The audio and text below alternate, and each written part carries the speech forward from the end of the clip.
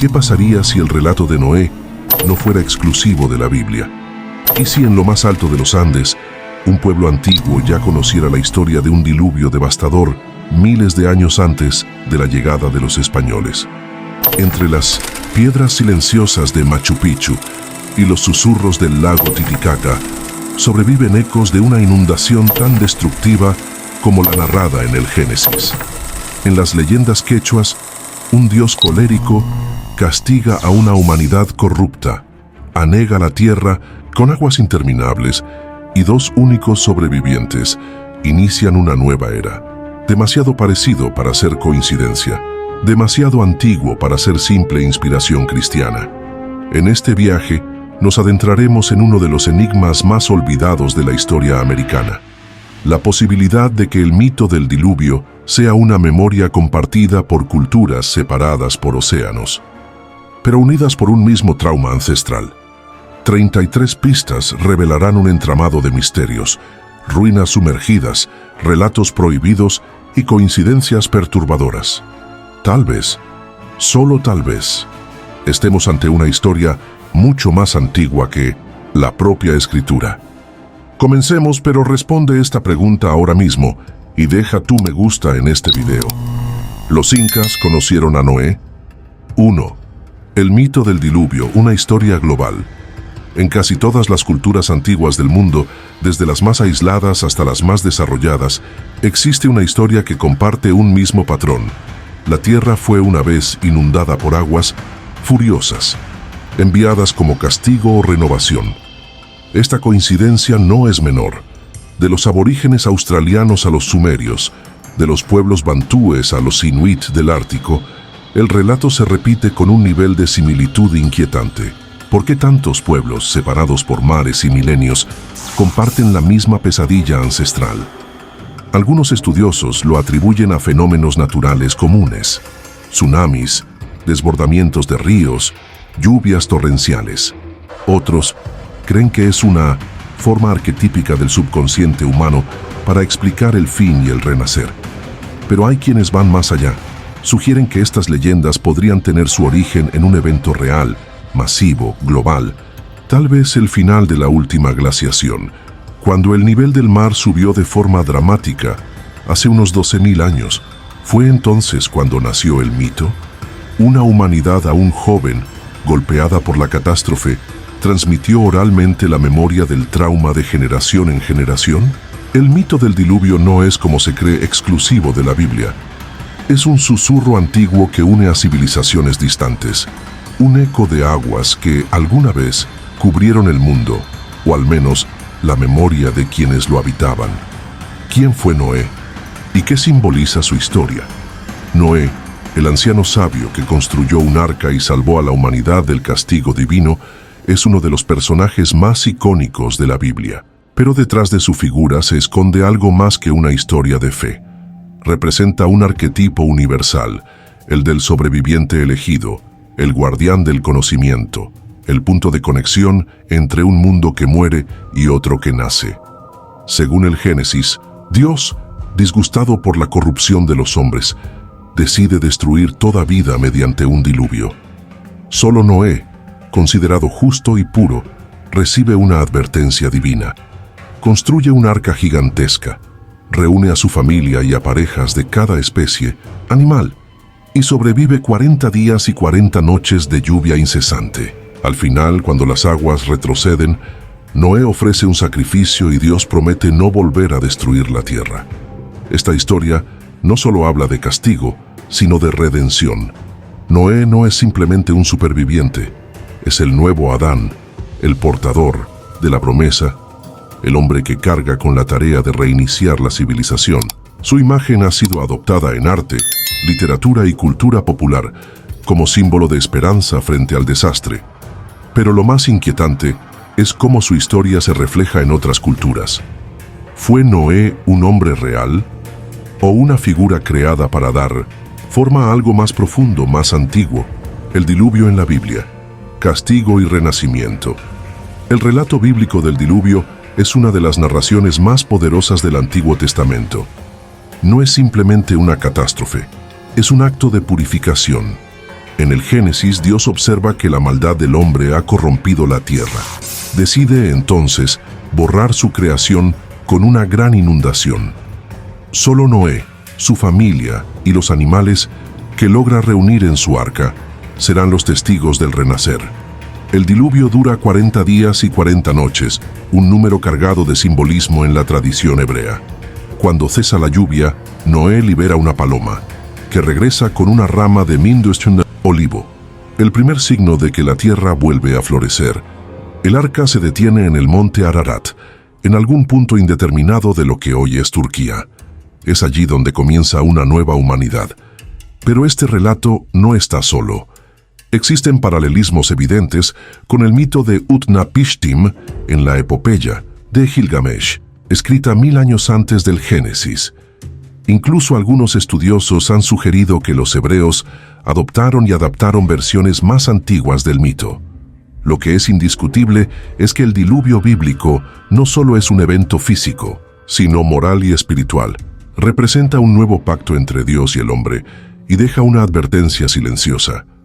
Toda civilización puede ser borrada si olvida su vínculo con lo sagrado. Mitologías del agua en todas las culturas. El agua, fuente de vida y símbolo de purificación, ha sido también en muchas culturas un agente de destrucción divina.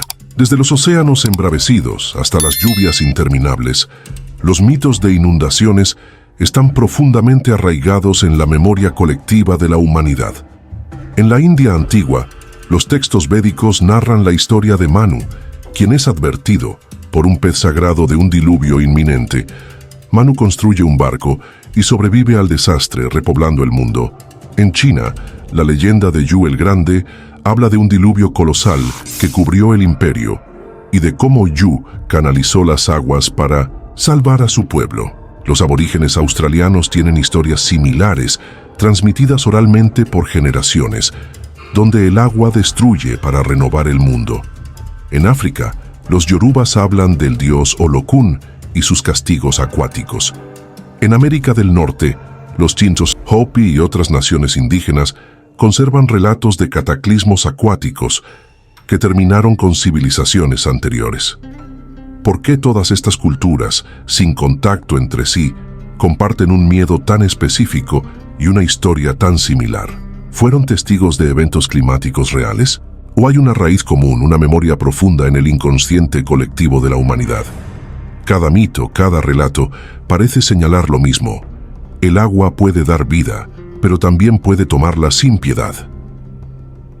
La versión sumeria, Utnapishtim y Tui, el arca de Gilgamesh, 1000 años antes del Génesis, ya existía en las tablillas de arcilla sumerias un relato del diluvio. En la epopeya de Gilgamesh, una de las obras literarias más antiguas del mundo, se narra la historia de Utnapishtim, un hombre elegido por los dioses para sobrevivir al fin del mundo acuático. Los dioses, hartos del ruido y la desobediencia de los humanos, deciden enviar una gran inundación. Enlil, el dios del viento, convence a los demás de exterminar a la humanidad. Pero Ea, dios del agua y la sabiduría, decide advertir a Utnapishtim en secreto. Le ordena construir un barco enorme y cargarlo con su familia, amigos, animales y semillas. El diluvio arrasa con todo durante 7 días y 7 noches. Cuando las aguas bajan, el barco queda varado en una montaña y Utnapishtim ofrece un sacrificio a los dioses. ¿Te suena familiar? La similitud con la historia de Noé es imposible de ignorar. Esto ha llevado a muchos expertos a considerar que el mito bíblico del arca no es original, sino una adaptación hebrea de una narrativa mucho más antigua. Pero lo más perturbador es esto: si estas historias vienen del mismo núcleo, entonces podrían reflejar un evento real, tan devastador que las civilizaciones lo transformaron en mito, para nunca olvidarlo. Unu Pachacuti, el fin del mundo según los incas. Mucho antes de la llegada de los conquistadores, los pueblos andinos ya hablaban de un evento que cambió el mundo. El Unu Pachacuti, el gran cambio causado por el dio agua. Unu significa agua y Pachacuti puede traducirse como revolcón del tiempo o transformación del mundo. En esencia, se trata del equivalente andino del diluvio universal. Según estas leyendas, un tiempo antiguo terminó, cuando los dioses, disgustados con los humanos, soltaron las aguas sobre la tierra. Las montañas más altas quedaron sumergidas, y los únicos sobrevivientes fueron los que lograron refugiarse en las cimas o en cuevas selladas por los dioses.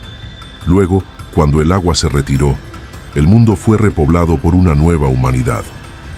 Los incas, herederos de culturas anteriores como los Tiahuanaco y los Wari, conservaron este mito como una advertencia.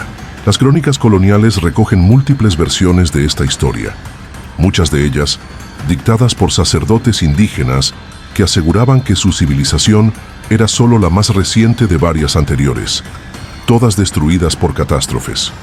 El Unu Pachacuti no es solo una historia, es una cosmovisión, una comprensión cíclica del tiempo, donde los mundos nacen y mueren, y el agua es el instrumento del juicio divino. ¿Podría ser este relato la versión andina del mismo cataclismo que inspiró a Noé? Viracocha y el castigo de los gigantes. El corazón de la mitología andina. Antes de los incas, hay un Dios creador todopoderoso, Viracocha. Él no solo da forma al mundo, sino que también lo destruye cuando la creación se descontrola. Según las crónicas de los primeros misioneros españoles y los relatos que recogieron de los sabios indígenas, Viracocha creó una primera humanidad, de gigantes. Estos seres, dotados de fuerza pero sin virtud, se volvieron soberbios, violentos, destructivos. Viracocha, decepcionado, desató una inundación para borrarlos de la faz de la tierra. Solo unas pocas personas, simples, humildes, fueron salvadas, muchas de ellas escondidas en montañas o cuevas que la divinidad selló y protegió. Cuando las aguas bajaron, Viracocha inició una nueva creación, esta vez con humanos más pequeños, menos poderosos, pero con mayor conciencia. La historia tiene una resonancia inquietante con el relato bíblico de los Nefilim, los gigantes que habitaron la tierra antes del diluvio y cuya corrupción llevó a Dios a destruir el mundo. ¿Cómo es posible que, en los Andes, sin contacto con Medio Oriente, existiera un relato tan similar? ¿Fue el mito una creación independiente? ¿O es posible que hablemos de una misma historia contada con diferentes nombres? Viracocha, como Noé o como los dioses mesopotámicos, nos recuerda que incluso la divinidad puede arrepentirse de su obra. Sobrevivientes del gran diluvio andino. En las alturas de los Andes, no todo fue destrucción durante el Unu Pachacuti. Varias leyendas indígenas coinciden en que hubo sobrevivientes, personas elegidas o protegidas, que lograron escapar de las aguas. Pero lo más curioso es cómo lo hicieron. Algunos relatos hablan de cuevas sagradas, portales de piedra, que se cerraron mágicamente justo antes de que la gran ola arrasara todo. Otros mencionan que ciertos pueblos huyeron a lo alto de las montañas y fueron transformados en piedra para resistir el diluvio, volviendo luego a la vida humana cuando las aguas retrocedieron. En la región del lago Titicaca, algunas comunidades aymaras cuentan que una pareja sobrevivió dentro de una vasija gigante que flotó sobre las aguas. También hay versiones que mencionan la intervención directa de Viracocha, quien salvó a sus elegidos para iniciar el nuevo ciclo. Estas narraciones no son historias aisladas, son parte del tejido cultural de los pueblos andinos. Se transmitieron durante siglos como advertencia y como esperanza. El mensaje es claro, no todos perecieron, algunos fueron preservados para continuar la humanidad. ¿Quiénes eran estos sobrevivientes? ¿Por qué fueron elegidos? ¿Y qué secretos podrían haber heredado del mundo anterior? Tal vez, como Noé, también ellos guardaban un conocimiento que debía sobrevivir a toda costa. Los hermanos Ayar y el renacimiento del mundo. Después del diluvio, según la mitología incaica, surgieron los hermanos Ayar, figuras míticas, encargadas de repoblar y reorganizar el mundo. La historia comienza en una cueva sagrada, Pacaritambo, de donde emergen 4 hermanos y sus esposas. Cada uno posee poderes especiales, pero solo uno será el fundador del imperio inca, Ayar Manco, más tarde conocido como Manco Cápac. los hermanos recorren los Andes en busca de la tierra prometida. En el camino, algunos desaparecen o se transforman en elementos del paisaje. Uno se convierte en piedra, otro queda atrapado en una montaña. Solo Ayar Manco llega al Valle del Cusco, donde funda la nueva civilización bajo la guía de Inti, el dios Sol. Esta historia, rica en simbolismo, puede leerse como una narración del renacimiento tras una gran catástrofe. De las tinieblas, del encierro subterráneo y del caos, surge una nueva humanidad ordenada, guiada por lo divino. Es un relato espejo del Arca de Noé, el viaje, la elección, la fundación de un nuevo orden. Eran los hermanos Ayar, descendientes de los sobrevivientes del Unu Pachacuti. Fueron elegidos como Noé para comenzar de nuevo. En ambas historias el mundo viejo muere, pero uno nuevo se alza sobre sus ruinas, guiado por los elegidos de los dioses. 10. Montañas sagradas como refugios. El Huascarán y el Ausangate, en Mintos, los Andes. Las montañas no son solo accidentes geográficos, son entidades vivas y sagradas, conocidas como Apus, espíritus protectores que observan desde las alturas. Durante el Unu Pachacuti, según las leyendas, muchos humanos sobrevivieron gracias a estos gigantes de piedra y nieve. El Huascarán, la montaña más alta del Perú, y el Ausangate, en Cusco, son mencionados en relatos orales como refugios de Misiminsimpa, los elegidos por los dioses. En las historias quechuas, se dice que cuando las aguas comenzaron a subir, algunos sabios y familias humildes fueron guiados por llamas blancas hasta las laderas de estas montañas, donde encontraron cuevas encantadas que se cerraron con fuerza mágica justo antes del diluvio. Dentro el tiempo se detuvo. Afuera, el mundo era devorado por el agua. Algunos creen que estas leyendas son metáforas espirituales. Otros aseguran que podrían referirse a refugios reales, quizás cavernas profundas usadas por culturas antiguas para sobrevivir a fenómenos climáticos extremos. Incluso hay teorías que apuntan a la existencia de túneles subterráneos conectando montañas sagradas. Estas montañas no solo salvaron vidas, sino que se convirtieron en guardianas de la memoria ancestral. Los incas las veneraron como pilares del nuevo orden, nacidos tras la catástrofe. Quizás ahí, entre la roca y el hielo, aún descansen secretos de aquel mundo sumergido. Paralelismos inquietantes entre Noé y el sabio andino. Las coincidencias entre el relato de Noé y las leyendas andinas no se limitan al diluvio. Ambos tienen como eje una figura sabia, justa, solitaria, elegida por lo divino para preservar la vida y la memoria. ¿Es esto simple mito paralelo o una señal de conexión más profunda? En las crónicas que recopilaron los sacerdotes españoles, se menciona la figura de un anciano andino que recibe advertencias de los dioses antes del gran diluvio. Este sabio, cuyo nombre se ha perdido en el tiempo, actúa de forma similar a Noé. Salva a su familia, se refugia en lo alto de una montaña o en una cueva sagrada y emerge tras la catástrofe para reconstruir la sociedad.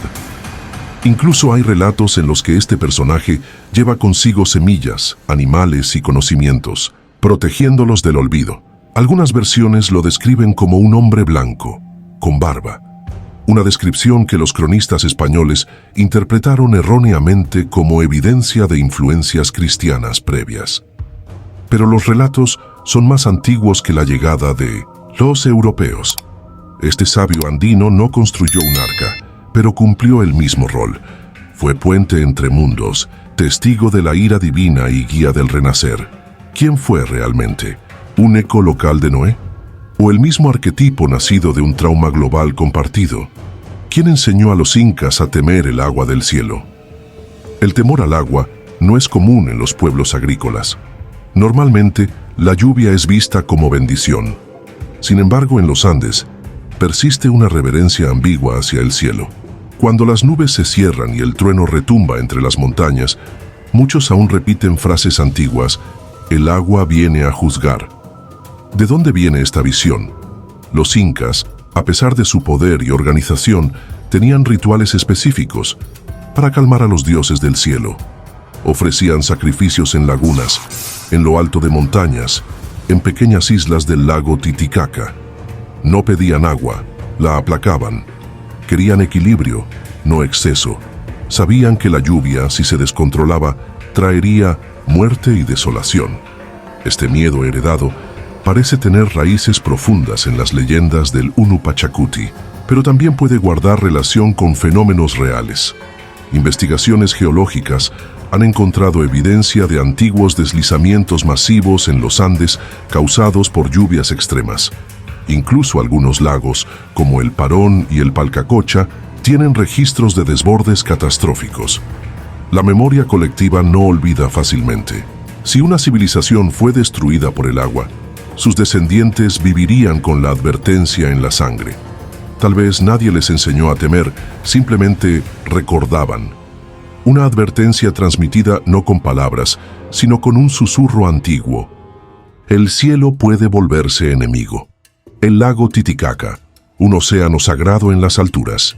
A más de 3.800 metros sobre el nivel del mar, entre Perú y Bolivia, se extiende el majestuoso lago Titicaca, un cuerpo de agua que parece suspendido entre el cielo y la tierra. Para los pueblos andinos, este lago no es solo una fuente de vida, sino el origen de toda civilización. Las leyendas dicen que fue desde sus aguas que emergió Viracocha, el dios creador, y que de allí nacieron los fundadores del imperio inca. Pero también se le teme. El Titicaca es, en muchos relatos, el refugio de lo antiguo, de una humanidad previa que fue sumergida por el castigo divino. Hay historias que aseguran que en su fondo descansan ciudades sumergidas, como Huanacu, o incluso una versión perdida de Tiahuanaco. Algunas expediciones modernas, como las lideradas por Jacques Cousteau en el siglo XX, no lograron confirmar estas leyendas, pero tampoco las refutaron del todo. Además, en sus islas flotantes y naturales sobreviven rituales milenarios dedicados al equilibrio del agua, al respeto de las fuerzas que duermen bajo la superficie. ¿Qué secretos guarda el Titicaca en sus profundidades? Es posible que sus aguas conserven la memoria física del gran diluvio andino. Tal vez este lago silencioso y sereno sea en realidad el último testigo de una catástrofe olvidada. Ruinas sumergidas y ciudades perdidas en América. La idea de ciudades sumergidas puede sonar a fantasía o a leyenda atlante, pero en América existen restos reales que apuntan a un pasado más complejo y más húmedo. En distintos puntos del continente se han descubierto estructuras bajo el agua que, según algunas teorías, podrían pertenecer a civilizaciones arrasadas por inundaciones antiguas.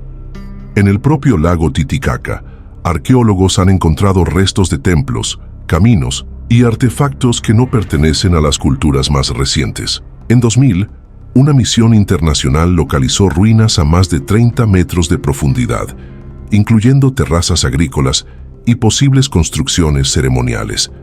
¿Fueron sumergidas por un cambio climático abrupto o por el mismísimo Unu Pachacuti? En México, el lago Texcoco y el sistema de lagos del Valle de México esconden también vestigios preaztecas que podrían haber sido tragados por el agua tras eventos catastróficos. Y en la Amazonía, nuevas tecnologías de escaneo terrestre han revelado patrones geométricos y trazados urbanos en zonas que hoy son selva o pantano. ¿Es posible que la historia oficial subestime el impacto de antiguos diluvios sobre las civilizaciones americanas? ¿Cuántos templos, ciudades o centros ceremoniales han quedado ocultos bajo lagos, ríos y tierras inundadas? La arqueología apenas ha rozado la superficie. El resto sigue sepultado por el agua y el tiempo. Códices coloniales que describen un castigo divino. Durante la colonización española, muchos sacerdotes y cronistas se dedicaron a registrar las creencias de los pueblos andinos. En su mayoría buscaban compararlas con la Biblia, a veces para validarlas, otras para condenarlas. Pero lo que hallaron sorprendió a muchos. Relatos precolombinos que hablaban de un gran castigo del cielo, de aguas que arrasaron el mundo y de dioses que eligieron a unos pocos para sobrevivir. El primer Nueva Crónica y Buen Gobierno de Felipe Guamán Poma de Ayala, una de las fuentes más valiosas del Perú colonial, contiene referencias a castigos cósmicos que recuerdan al diluvio. Lo mismo ocurre con las crónicas de Santa Cruz Pachacuti y de Cristóbal de Molina, quienes recogen testimonios indígenas sobre destrucción acuática, desaparición de pueblos enteros y salvación divina. Lo más notable es que muchos de estos textos mencionan ciclos de creación y destrucción, donde el agua juega un papel central.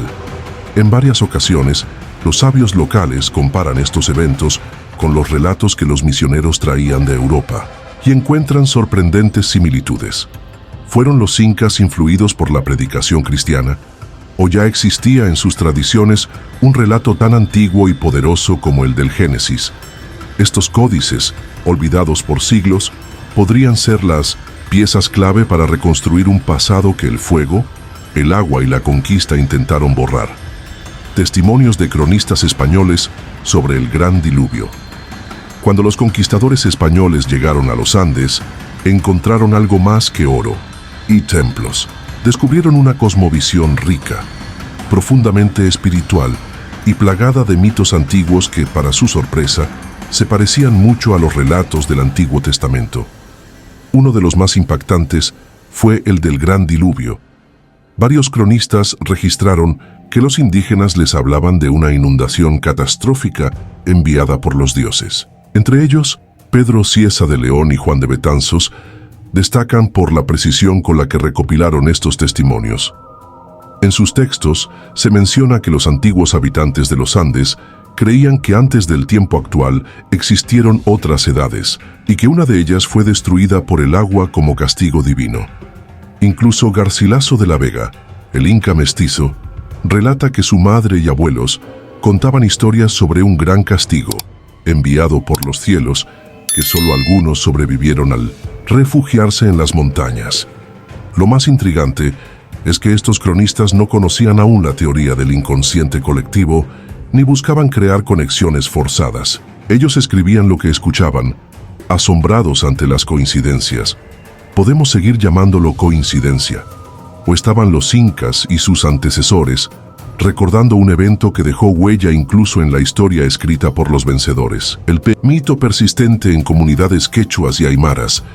Mientras la modernidad avanza y el olvido borra lenguas y costumbres, algunas comunidades indígenas de los Andes aún conservan como un fuego sagrado los relatos del Gran Diluvio. En aldeas aisladas, donde el tiempo parece haber quedado atrapado entre montañas, los ancianos todavía hablan del Unu Pachacuti. Entre los quechuas, es común escuchar que el mundo anterior fue destruido por una lluvia interminable, que el cielo se oscureció durante días, y que solo quienes se refugiaron en las montañas sobrevivieron.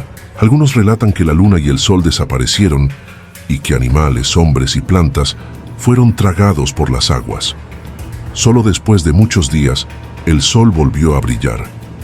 Los aymaras, por su parte, conservan leyendas similares. Hablan de llamas que lloraban antes del desastre, como si presintieran el castigo divino. En sus rituales aún se ofrece comida y hojas de coca a los lagos y ríos, en señal de respeto y de temor. Lo más inquietante es que muchas de estas historias no fueron aprendidas en la escuela ni de los libros, sino transmitidas oralmente, de generación en generación. Son parte de la identidad, del alma de estos pueblos. ¿Acaso no hay más verdad en una memoria contada al calor de una fogata que en una enciclopedia olvidada? La cosmología andina, ciclos de destrucción y creación. Para los pueblos andinos, el tiempo no es lineal, es cíclico. Esta visión del mundo, profundamente arraigada en su cosmología, sostiene que la historia se compone de edades o pachacutis, grandes eras que terminan con cataclismos y dan paso a un nuevo orden. En este marco, el diluvio no es un hecho aislado, sino parte de un patrón divino. Cada pachacuti implica una transformación del mundo. Lo que fue deja de ser, y algo nuevo surge de los escombros. La humanidad actual sería solo la última de varias que han habitado la Tierra. Los incas creían que antes de su civilización existieron otras culturas avanzadas, pero que fueron destruidas por castigos cósmicos. Inundaciones, terremotos, oscuridad total.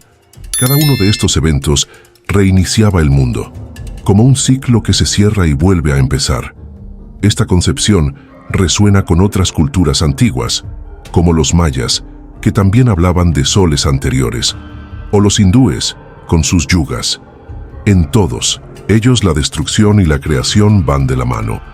Y si el diluvio no fue solo una tragedia, sino un punto de inflexión cósmico, una manera en que el universo reinicia su historia cuando la humanidad olvida su conexión con lo sagrado, tal vez no fue un fin, sino el comienzo de algo que aún vivimos.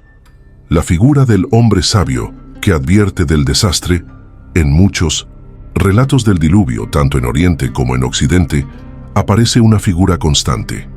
El hombre sabio que, advertido por los dioses, se convierte en salvador de la humanidad. Noé, Utnapishtim, Manu. Todos cumplen el mismo rol: escuchar la advertencia, actuar con sabiduría y preservar la vida. ¿Tenían los Andes su propia versión de este personaje? En varias tradiciones orales andinas, recopiladas por etnógrafos en el siglo XX, se habla de un anciano que vio venir la desgracia. Este hombre, dotado de un conocimiento ancestral, habría leído las señales del cielo: los animales nerviosos, los ríos desbordados, el canto inquieto de los pájaros. En algunos relatos incluso habla con los dioses, como si fuera su portavoz entre los humanos. El sabio no salva a todos, solo a unos pocos. A veces guía a su familia a las alturas, otras veces construye una especie de vasija, y en ciertas versiones es transformado en piedra viva, custodiando los secretos del mundo anterior. ¿Era este personaje una invención posterior al contacto con los españoles? Difícil de saber. Lo que sí es cierto es que cumple la misma función que Noé, que Deucalión, que tantos otros, el puente entre la civilización caída y la nueva humanidad. Tal vez todos estos sabios son fragmentos del mismo arquetipo eterno. 20. Los animales salvados: llamas, cóndores y jaguares. En la versión bíblica del diluvio, Noé salva a parejas de cada animal, garantizando así la biodiversidad del nuevo mundo. Curiosamente, muchas culturas andinas también relatan cómo ciertos animales sagrados sobrevivieron al Unu Pachacuti, no por casualidad, sino por elección divina. Las llamas, por ejemplo, tienen un papel central. Se dice que fueron las primeras en advertir a los humanos del desastre inminente, llorando, negándose a pastar, mirando el cielo con temor. Su conexión con lo sagrado es tal que, incluso hoy, son usadas en rituales importantes, a veces como ofrenda, otras como guía. El cóndor, majestuoso y solitario, aparece en muchas leyendas como el mensajero de los dioses. En algunos relatos, ayudó a transportar a los elegidos a lugares seguros, cruzando abismos imposibles con sus alas gigantescas. El jaguar, en cambio, simboliza la fuerza y la resistencia. Algunos mitos narran que logró sobrevivir al diluvio ocultándose en cuevas profundas, emergiendo después como guardián del nuevo mundo. Estos animales no son solo figuras simbólicas, representan la continuidad, el vínculo entre el mundo destruido y el que renace. Son, en cierto modo, los herederos silenciosos de la creación. ¿Fueron realmente salvados por manos humanas o por los propios dioses? Tal vez su presencia aún nos recuerda que la naturaleza también fue elegida para sobrevivir. Lenguaje simbólico y profético en las leyendas indígenas. Las leyendas andinas no suelen hablar de forma directa. Lo hacen en símbolos, en metáforas, en imágenes que exigen interpretación. Esta forma de narrar, propia de culturas orales, contiene una riqueza que a menudo se pierde al traducirse a los parámetros occidentales. Pero si aprendemos a leer entre líneas, descubrimos un contenido profético y profundo. El agua, por ejemplo, no solo representa destrucción, es también limpieza, renovación, juicio. Los dioses no odian al hombre, lo purifican cuando olvida su lugar en el equilibrio cósmico. Las montañas no son simples rocas, son guardianes, refugios vivos, testigos silenciosos de lo que fue. Los animales que hablan, las cuevas que se abren solas, los sabios que leen el cielo, no deben tomarse como fantasía, sino como símbolos de verdades más grandes. Para los pueblos indígenas, el mito no separa lo real de lo irreal. Todo forma parte del mismo tejido sagrado. En muchos relatos del Unu Pachacuti se habla de señales previas, cambios en los astros, anomalías en la naturaleza, sueños compartidos por ancianos y niños, advertencias que, si se ignoran, conducen a la destrucción. Tal vez, en un mundo que valora lo literal y lo inmediato, hemos olvidado cómo leer las señales. Los mitos no solo narran el pasado, advierten sobre el futuro. Estudios antropológicos, memoria de un evento real. Durante décadas, la comunidad científica desestimó los mitos del diluvio como meras fábulas religiosas o explicaciones rudimentarias de desastres naturales. Pero en los últimos años, antropólogos, geólogos y arqueólogos han comenzado a mirar estas historias con otros ojos. ¿Y si no fueran simples cuentos? ¿Y si contuvieran la memoria codificada de un evento real transmitido por generaciones? Algunos estudios han encontrado coincidencias sorprendentes entre fechas, ubicaciones geográficas y restos arqueológicos. Por ejemplo, el final de la última era glacial, hace aproximadamente 12.000 años, trajo consigo un derretimiento masivo de glaciares y un aumento súbito del nivel del mar. Este cambio dramático podría haber provocado inundaciones repentinas en diversas partes del mundo.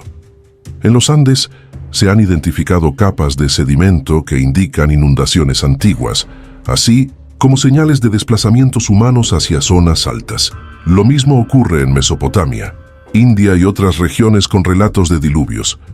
Además, los patrones repetitivos en los mitos, sabios advertidos, arcas o refugios, animales salvados, dioses coléricos, sugieren que estamos ante un arquetipo compartido, quizás derivado de una catástrofe común y recordada de formas distintas por diferentes culturas.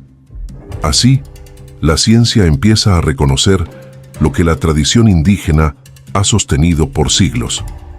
Los mitos no mienten, solo hablan un idioma distinto. El arca y la Pachamama, dos caras de una misma creencia. En el relato bíblico, el arca de Noé representa protección, esperanza y obediencia divina. Es una construcción física, pero también simbólica, un espacio sagrado donde se preserva lo esencial. En los Andes no existe un arca en sentido literal, pero sí una idea paralela y profundamente poderosa. La Pachamama. La Pachamama, la Madre Tierra, es mucho más que un concepto ecológico. Es una entidad viviente, una diosa que nutre y protege, pero también castiga cuando es ignorada. En el mito del Unu Pachacuti, es ella quien sufre la corrupción del mundo y permite que las aguas lo limpien. Pero también es quien guarda la vida en su interior, en cuevas, en montañas, en lagunas profundas. Así como el arca preserva a los elegidos, la Pachamama esconde y protege a quienes aún respetan su equilibrio. Muchos relatos andinos hablan de personas que entraron a la tierra para escapar del diluvio y que fueron devueltos al mundo cuando éste estuvo listo para empezar de nuevo. Esta conexión entre ambas figuras no es casual. Ambas representan un espacio de resguardo, un útero simbólico desde el cual se reinicia la humanidad. El arca navega sobre las aguas, la Pachamama las contiene en su vientre. Dos culturas distintas, una misma verdad ancestral, las huellas geológicas de un diluvio en los Andes, más allá del mito. La tierra guarda sus propias memorias. En las montañas andinas, los geólogos han encontrado señales que podrían respaldar en parte los relatos ancestrales del Unu Pachacuti. Son cicatrices silenciosas, pero elocuentes. Estudios realizados en la región del lago Titicaca revelan cambios en los niveles del agua que no pueden explicarse solo por procesos naturales lentos. Existen marcas en las rocas y terrazas sumergidas que indican que el lago creció de forma abrupta en algún momento del pasado remoto. Esto coincide con las historias que hablan de ciudades engullidas por las aguas. En el glaciar Palcacocha, los registros muestran deslizamientos masivos e inundaciones súbitas provocadas por rupturas en represas naturales de hielo. Estos eventos habrían causado verdaderos diluvios locales, arrasando con todo a su paso. Aunque no globales, estos fenómenos podrían haber sido suficientes para alimentar el mito. Incluso en cuevas de altura se han encontrado sedimentos fluviales, indicando que alguna vez estuvieron inundadas, a pesar de estar hoy por encima de los 3.000 metros. La ciencia aún no habla de un diluvio universal, pero las pruebas apuntan a un pasado mucho más dinámico y violento de lo que imaginamos. Tal vez en esas rocas talladas por el agua duerme el eco de un cataclismo que dio origen a los mitos. Mapas precolombinos con extraños símbolos acuáticos. En los códices, tejidos y petroglifos precolombinos hay símbolos que durante mucho tiempo fueron interpretados como meramente decorativos. Sin embargo, investigadores contemporáneos han comenzado a detectar patrones recurrentes relacionados con el agua, muchos de los cuales podrían estar vinculados con antiguos relatos de diluvios. En textiles de la cultura Paracas, por ejemplo, aparecen figuras humanas rodeadas por ondas y espirales azules que descienden del cielo. Algunos los interpretan como lluvia, pero otros ven en ellos una representación simbólica del castigo divino. En ciertas tablillas incaicas se ha observado una iconografía donde los seres humanos son arrastrados por líneas fluidas, como si fueran devorados por ríos o mares. También existen quipus, los famosos sistemas de nudos, que algunos estudiosos creen que codifican información histórica. En más de uno, las secuencias de colores y formas parecen coincidir con registros de desastres naturales, entre ellos lluvias torrenciales y destrucción masiva. Es posible que los incas y sus antecesores dejaran mapas y mensajes sobre un evento catastrófico, esperando que generaciones futuras los comprendieran, ¿o eran advertencias codificadas para evitar repetir errores del pasado? Los símbolos están ahí, dormidos en museos y colecciones olvidadas. Tal vez, cuando aprendamos a leerlos de verdad, nos hablen con claridad de aquel gran diluvio que transformó su mundo, y quizás el nuestro. Tiahuanaco y sus enigmas subacuáticos. La ciudad de Tiahuanaco, en Bolivia, es uno de los sitios arqueológicos más misteriosos del continente. Se cree que fue el centro de una civilización milenaria anterior a los incas y que albergó conocimientos astronómicos y arquitectónicos sorprendentes. Pero lo que pocos saben es que parte de sus estructuras están sumergidas, o al menos lo estuvieron. A unos pocos kilómetros de Tiahuanaco se encuentra el lago Titicaca, cuyas aguas han subido y bajado en diferentes épocas. En el año 2000, arqueólogos encontraron bajo el lago restos de templos, muros de piedra, caminos y objetos ceremoniales que podrían estar conectados con Tiahuanaco. Esto sugiere que una parte de esta ciudad pudo haber sido engullida por las aguas tras un evento catastrófico. Además, los mitos locales afirman que Tiahuanaco fue destruida por el enojo de los dioses, quienes enviaron lluvias incesantes y una gran inundación. Esta versión se alinea con otras leyendas andinas que hablan del Unu Pachacuti. La precisión con la que se construyó esta ciudad, combinada con su alineación astronómica, hace pensar que no fue una cultura primitiva. ¿Cómo desapareció entonces? ¿Fue víctima de un diluvio real que dio origen al mito? Tal vez bajo las aguas del Titicaca se esconda la clave del verdadero diluvio andino. Viracocha, una figura bíblica reinterpretada. La figura de Viracocha, el gran dios creador de los Andes, encierra un enigma profundo. Se lo describe como un anciano de barba blanca, vestido con túnicas largas, que camina sobre las aguas y enseña a los hombres leyes, moral y sabiduría. Cuando termina su tarea, desaparece por el mar prometiendo volver.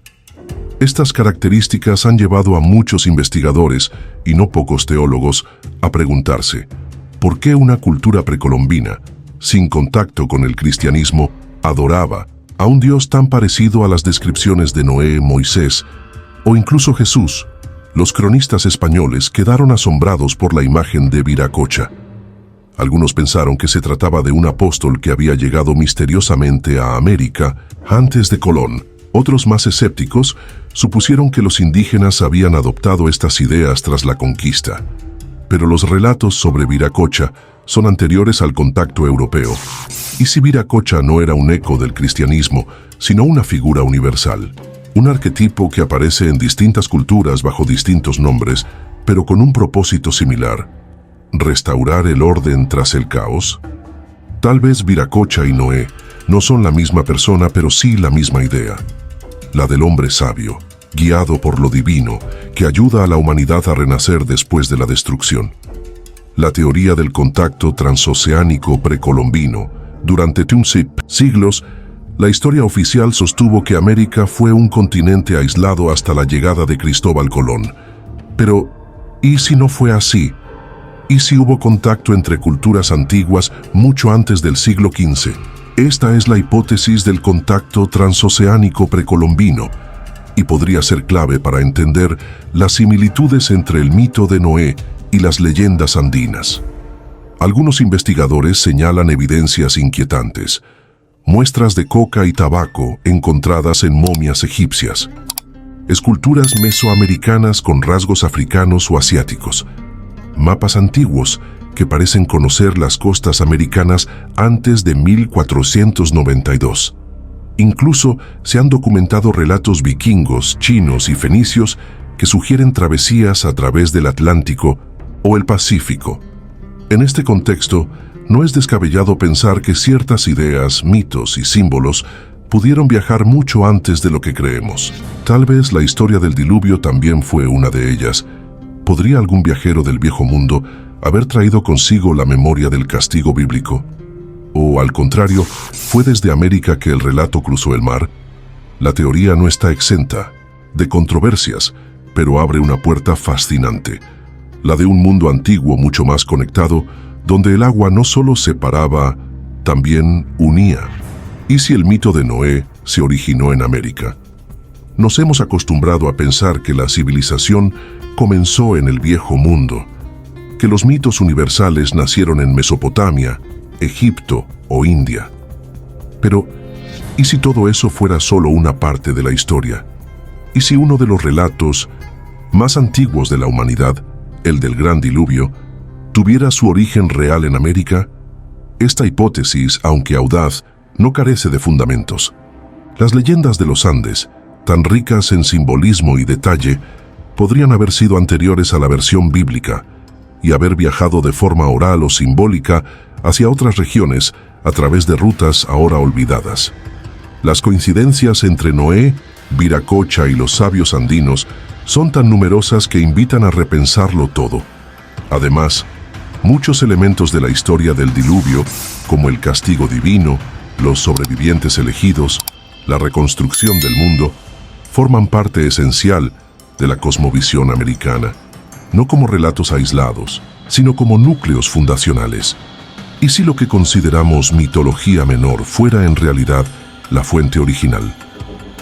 Tal vez el mito de Noé no comenzó en el Medio Oriente, sino en las alturas del Titicaca, en las cuevas sagradas del Ausangate o en las ciudades sumergidas de Tiahuanaco, una historia que el mundo tomó prestada y olvidó reconocer. El ADN de los sobrevivientes, pueblos que vencieron al agua. Si el diluvio fue real, o al menos si su memoria se basa en un evento histórico concreto, entonces sus sobrevivientes dejaron más que leyendas. Dejaron descendencia, genética, cultura. Los pueblos indígenas de los Andes han demostrado una resistencia única a condiciones extremas. Su adaptación a la altura, a climas violentos y a terrenos hostiles, no es solo cuestión de evolución biológica, sino también cultural. Se trata de comunidades que aprendieron a leer el cielo, a respetar los ciclos de la naturaleza y a vivir en armonía con su entorno.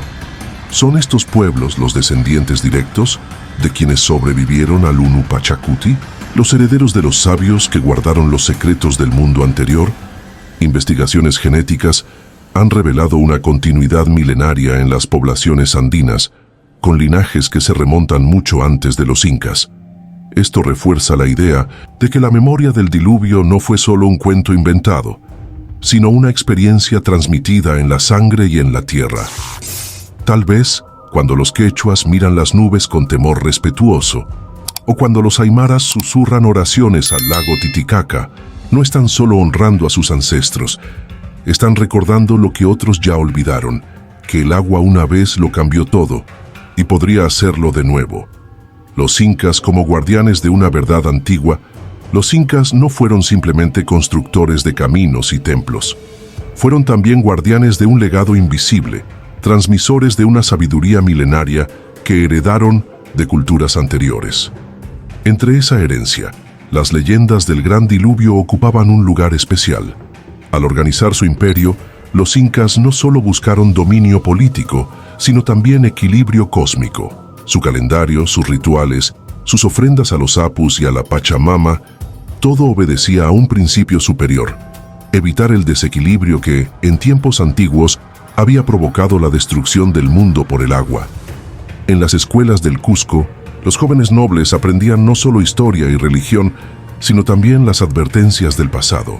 El Unu Pachacuti no era solo una leyenda, sino una advertencia perpetua. Cuando el hombre rompe su armonía con la naturaleza y los dioses, el castigo llega sin misericordia. Así, los incas se convirtieron en algo más que soberanos. Eran memoria viviente, los últimos eslabones de una cadena que se remonta a los tiempos en que los gigantes fueron castigados.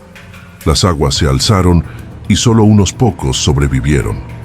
Hoy, sus descendientes todavía susurran esa historia al viento andino, porque saben que olvidar es tentar al agua otra vez. El mensaje del mito, advertencia, castigo o esperanza, ¿qué nos dice realmente el mito del diluvio? ¿Es solo una historia de castigo? ¿Un recuerdo deformado del pasado? ¿O es una advertencia que aún sigue vigente? Cuando analizamos los relatos de todas las culturas, desde Noé hasta el Unu Pachacuti, pasando por Manu, Deucalión y Utnapishtim, vemos un patrón claro.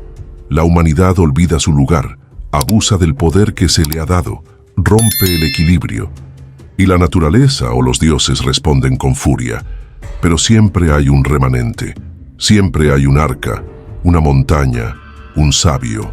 El diluvio no es solo destrucción, es también una segunda oportunidad, un reinicio, una limpieza profunda que permite al mundo nacer de nuevo.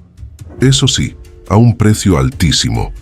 Tal vez por eso el mito persiste, porque habla de lo más profundo del alma humana, el miedo a perderlo, todo, y la esperanza de volver a empezar. Hoy que enfrentamos crisis climáticas, colapsos ecológicos y desequilibrios globales, el mito parece más actual que nunca. Estamos como aquellos pueblos antiguos, ignorando las señales, cegados por nuestra arrogancia. El agua no olvida, el cielo tampoco, y quizás el mito del diluvio no esté hablando del pasado, sino del futuro que aún podemos evitar. 30. Y 3. Coincidencia o conexión ancestral. Reflexión final. 33 historias. 33 pistas que nos llevan por un camino cubierto de agua, de memoria y de misterio. Desde el Génesis hasta las montañas sagradas del Perú, desde el Arca de Noé hasta las cuevas de la Usangate, todo parece señalar lo mismo. El diluvio fue real, de una forma u otra.